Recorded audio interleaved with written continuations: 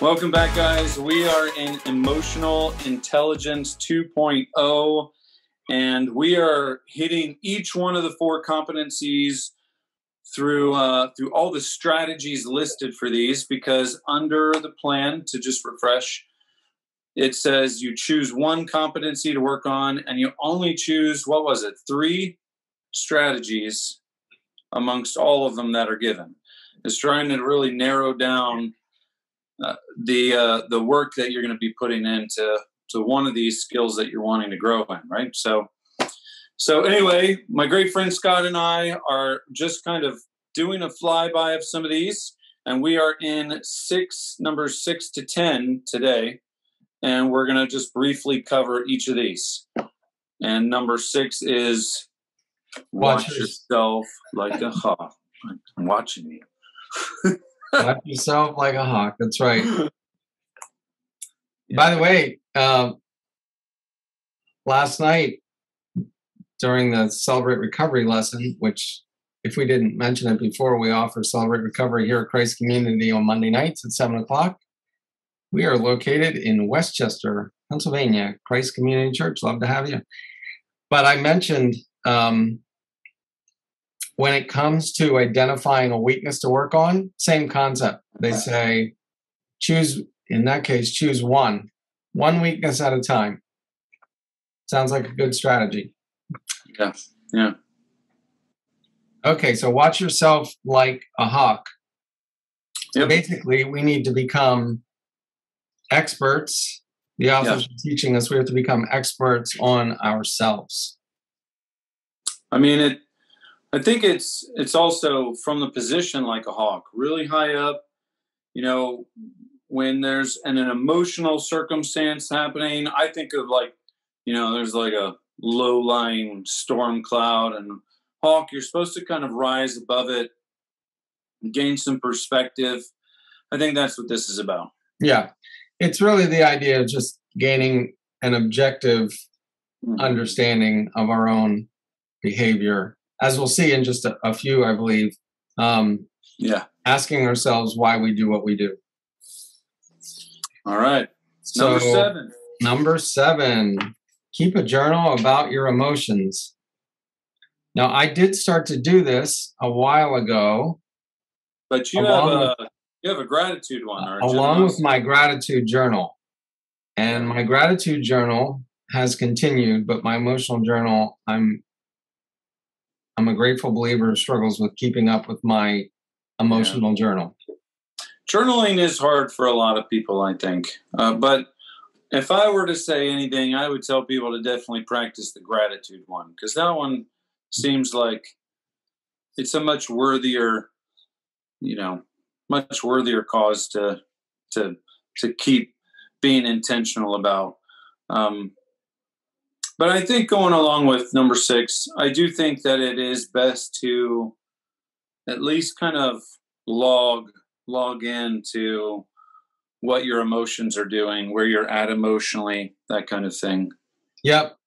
What's triggering you to feel the way you do? Yeah. So kind of thinking back through the day, when did I get upset? When did I get angry? When was I happy? When was I joyful? What triggered that? Yeah. In fact, just real quick, I mean, my wife and I will often go on walks, and it's kind of like a Brene Brown thing where they'll say, oh, well, this story I'm telling myself, it's very important to be processing, not just, oh, how was your day, but what are you feeling about today, and just doing that kind of process, in my opinion, is like a journal. Yep, absolutely. So anyway. Number 8 and number 9 are similar. Okay. They basically go hand in hand. Number 8 is don't be fooled by a bad mood. Okay. And of course, you guessed it, number 9 is don't be fooled by a good mood either.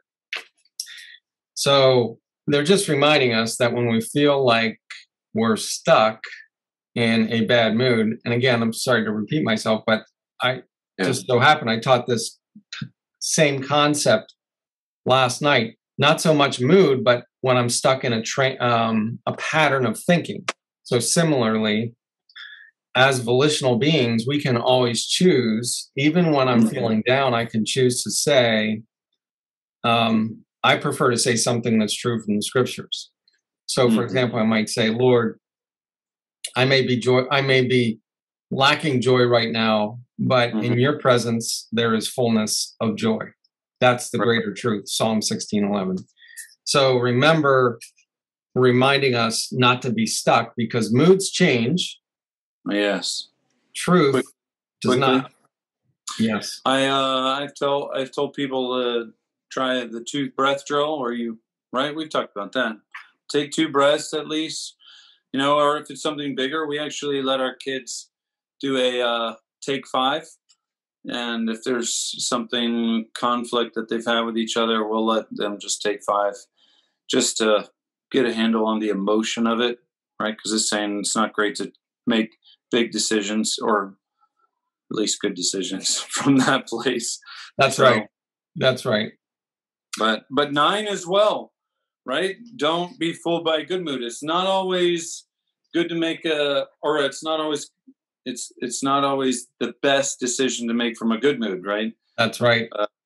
And they give the example of, in a good mood, you might be more susceptible to making an impulsive decision. Yeah. Which could end up being foolish. I definitely see those when I'm in the grocery store. So yes. Which, let's be honest, they know that. Maybe some of you listening are they, but they know that, and they design the grocery store in such a way as to make us feel happy. The good ones do, anyway. What do we do when we're happy? We spend more money. Yeah. Or you buy a particular food to be happy. That's right. Absolutely. Yeah. So watch those moods. Up the freezer section, Yeah. When you're in a good mood. Yeah. And that leads us then to strategy number 10. Remember, there are 15, and in the next video we'll go over 11 through 15. But for the last one for this section, number 10, stop and ask yourself, here's the big question, why you do the things you do. I feel like it's almost like triggers, we tell people when they're going through their inventory to think about cues, I'll also say. But in general, these are good to just grow in your sense of emotional journey.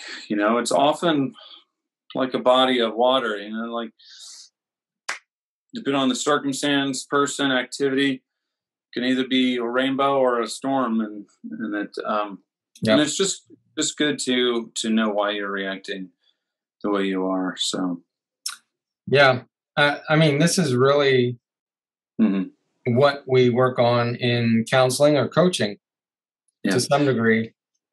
Maybe more in counseling than coaching. Counseling, I think, tends to look a little bit more back, at least at the start. But it definitely will help form character, because when you know why you're doing something, you're better able to either choose more patience, you're able to choose some better response than the typical one you go to. Yeah. Well, certainly for these last 3, the theme here, at least 8, 9, and 10, the theme here is really to keep your emotions are important. They're the dashboard. We have to pay attention to them. At the same time, we have to keep them from running the show of where our thoughts are heading. Because we can choose, as I said before, we can choose to think a true positive thought even when we don't feel like thinking it, which is pretty amazing. If you, or you are choosing to make a decision based off of the whole picture. It'd be hard to keep running when you're feeling tired, but over the course of running days and weeks and months and years, you've seen how healthy it is for your mindset, for your body, that kind of thing. Yeah. So you're making the decision based off of a bigger a bigger idea. Yeah. The whole bigger understanding. Yeah. Yeah. Yeah. So. All right. Okay. We're going to cut it off here and then join us again for the next one, the next 5 strategies. Hopefully some of these will resonate with you. Yeah. And make you a more emotionally intelligent person. All right. We'll see you next time. See you guys.